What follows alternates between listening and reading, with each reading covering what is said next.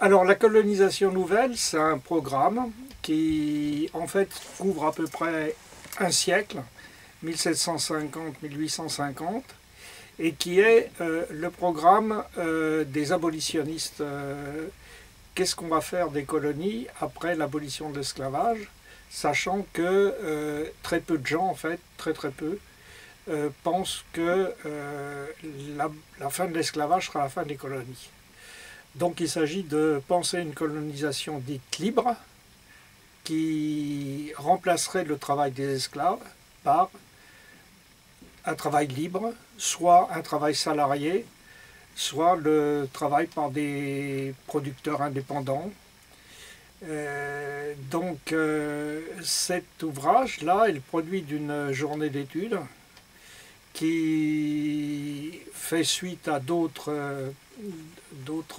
séminaires qu'on avait développés sur le même sujet et qui montre à travers les auteurs, à travers les 7 auteurs qu'on a rassemblés, l'importance de ce programme et son étendue, puisqu'il concerne aussi bien les Amériques, les États-Unis, que l'Amérique latine.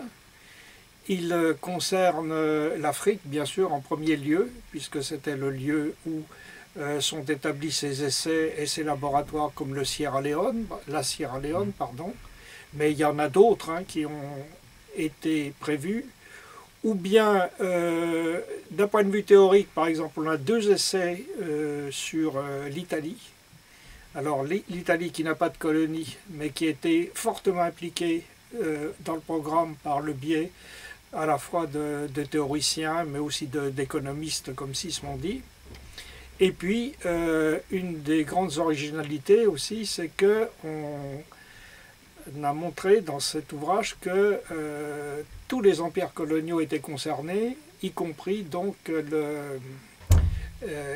l'empire hollandais, les Néerlandais, par le biais de Java, où il y a des tentatives également de colonies. Alors ces colonies sont à la fois très diverses, on peut dire que c'est un programme mondial, et la colonisation libre, et d'autre part, elles sont extrêmement diversifiées, puisqu'on trouve aussi bien des essais de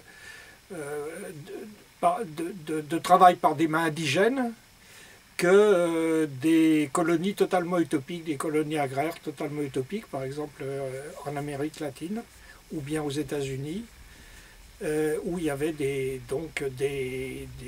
expérimentations qui ont été dans ce sens-là. Alors, est-ce que cette colonisation libre préfigure la colonisation du XIXe siècle? Non. Notre réponse est résolument non. La grande différence, c'est que la colonisation libre est fondée sur le commerce. La deuxième colonisation, la colonisation du XIXe, sera des conquêtes militaires. Or, pour tous les penseurs abolitionnistes de cette époque-là, l'idée de conquête était quelque chose à proscrire absolument.